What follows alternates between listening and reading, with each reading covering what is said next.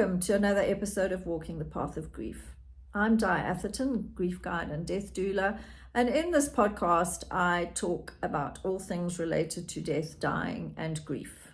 My passion is to normalize death and dying and help people understand exactly what grief is and what it isn't, and how we can best support those who are walking the path of grief. You can find my podcast on Spotify and Apple, and also on my YouTube channel, Di Atherton, and I would love it if you would give me a follow. So the last few weeks, I've really been surrounded by what we call anticipatory grief. Not me personally, but friends and loved ones. I have two very close friends who are dealing with aging parents who are facing terminal and life-threatening illnesses. And another dear friend who spent a week at the bedside of her cousin as she was at end of life. They had switched off all the machines and she was in organ failure. And the thing with anticipatory grief is you know what's coming, and all the emotions that go with that. And the other thing, especially with the two friends who have parents, one's dad has a brain tumor, inoperable, and the other one, her mom has quite a serious illness. And with anticipatory grief, so not only do you know that every day you're a step closer to losing the parent, but both of these women are navigating, high-powered jobs. The one is having to do a 400-kilometer trip twice a week. Her parent lives on a very remote farm. He can still take care of himself, but he can't drive. So she's coming down to take him to appointments, make sure that he's okay, that gets shopping for him. So she's trying to manage all of this, take care of her parent, and all the time knowing that her parent is approaching end of life. And I know that there are so many people in the same situation. And I think with the work that I've been doing around grief over the last 7 years, grief is so multi-layered. And I think that's why we struggle to understand it and deal with it, because we think, someone is grieving, that there is this linear process, that it's going to look like this, it's going to show up like that. But that's not the case at all. And the other thing with anticipatory grief, the one friend, is the parent is extremely difficult, as elderly parents often are. When they're faced with losing their independence, they don't want to give that up that easily, even if they can't take care of themselves any longer. So there is a lot of stress. And I can't fix that. I can't take away anything that she's going through.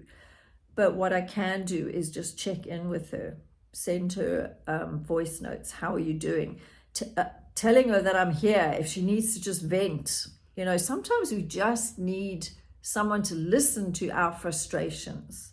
We have to get it out of the body. And then my friend who was at her cousin's bedside, they grew up together. And they all knew her cousin had made the decision, no more treatment. She was going into organ failure. She was sedated. And my friend spent a lot of time at her hospital bed and said, what do I do? And I said, talk to her, because the last sense to go is hearing. I said, talk to her, share your memories with her. And she shared with me afterwards, after her cousin had died, that it was although bittersweet, it was such a profound and beautiful time. And she said, she shared with me this story. And she said that when they were young, they always used to have secret midnight feasts. They would go down to the kitchen and then raid the fridge and go back up to their bedrooms and had a midnight feast. And she said to her cousin a couple of nights before her cousin died I'm going to the vending machine in the corridor to get some snacks for a midnight feast. You better join me. You better let me know that you're here. And she got the snacks and went back to the room, and she said, I'm here. We're ready to have the midnight feast. And she said, just before midnight, her cousin's machines went beep, beep, beep. And she said she knew. She was there. And she said when she did, the moment when she did die, she said was so sacred and so beautiful. And I think, we try and ignore that active dying process as if it's something to be scared of. But when you educate yourself and when you understand what is happening and when you understand the part that you can play, it can be something that creates a beautiful memory for you. So anticipatory grief, if you have someone who is struggling with the illness of a family member or a loved one, just understand that they are in a grief process. And there is one kind of grief that I haven't yet touched on in these episodes, and that is disenfranchised grief. And disenfranchised grief is a kind of grief that is not sort of supported or recognized by society as a whole. So to give you some examples, someone whose ex dies and maybe they were together 20 years ago, whether it's a spouse or a partner, and even if it was an acrimonious breakup, that if that person dies, the surviving ex-partner can experience grief at their passing. And you often find that a couple get divorced, and even though they have children together, it's not a great relationship, and one of them dies, and the partner who remains is often surprised at the depth of emotion that they feel. Well, if you've had children with someone, that your child has lost their co-creator essentially, so it's actually normal to feel a sense of grief. But you can't really talk to anyone about it because they were like, you divorced him like 20 years ago and he was such a bastard, and why are you sad? It's not even, you don't even understand why you're sad. You just know that you're grieving, but you then don't say anything. So disenfranchised grief is hidden. It's also if someone is in an affair with somebody and that person dies, they can't go to the funeral. Nobody knows they were having an affair. So that grief is hidden. Another common one is pets. Now, anyone listening to this who is as passionate about animals as I am will know, our dogs and our cats are our babies. I don't have children. My 2 dogs and my cat are my babies. And when they go, it's a huge loss. But anyone listening to this who hates animals generally, they don't understand it. Like, why are you sad? Like, the dog died. I had coffee with a friend this week, and her German Shepherd died a couple of months ago, and he had been with her for 17 years, and she's a single parent, and her son has been out of the house for 10 years, and she's broken. She said, he was my constant companion for 17 years. I never came home to an empty house. He was always there. And for someone who doesn't have that passion for animals, it's strange. So if you're working in an office and you know that everyone there doesn't have time for animals and your beloved pet has died, you're not going to go to the office and say to everyone, I'm really sad my dog died, because you might get ridiculed or made fun of, or people go, oh my God, it's only a pet, it's only a dog. So you hide it. And that's what disenfranchised grief is.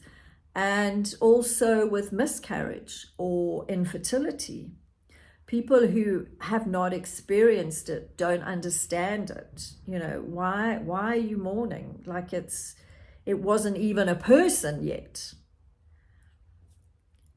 So you hide your grief, you suppress it. It feels like you're not allowed to grieve.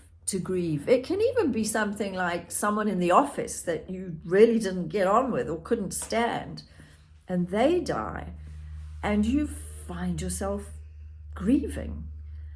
And it's not so much about the person, but perhaps the fact that their life was cut short. And there's an empty chair in the office. And this is the thing with grief, is it is so that it's complex.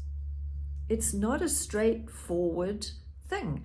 And I think that's what's so frustrating is for people when they go back to work. And it's why I started Workplace Bereavement South Africa, because people go back to work after a huge loss and they're expected to just carry on as normal.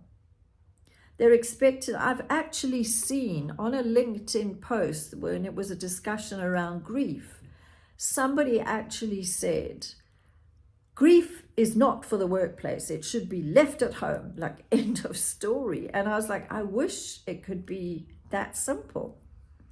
But it isn't. It's not something you can go, okay, grief, I'm just going to hang you up in the cupboard and I'll be back at 6 and, we can resume our relationship again.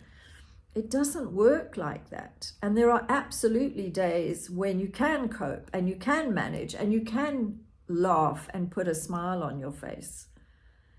And there are days when you can't. And I've just gone through the 7th anniversary of my husband's passing. He died on the 19th of June, 7 years ago. And it was fine, but I needed to be at home and I needed to be quiet and I needed to just be with my memories of that time. And there are days, even 7 years later, when I wake up and I miss him so much. And there are no real words to even describe what that missing feels like. But sometimes doing life alone is hard.